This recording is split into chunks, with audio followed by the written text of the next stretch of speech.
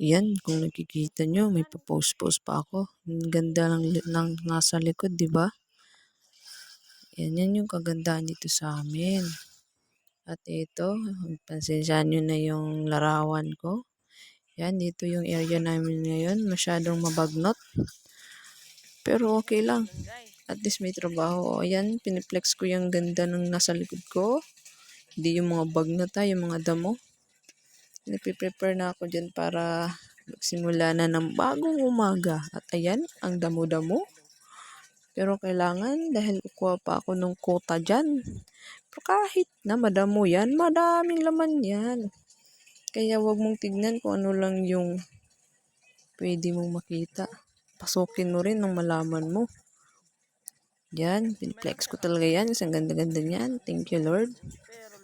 At sana ay sinimulan nyo rin ang magandang araw nyo.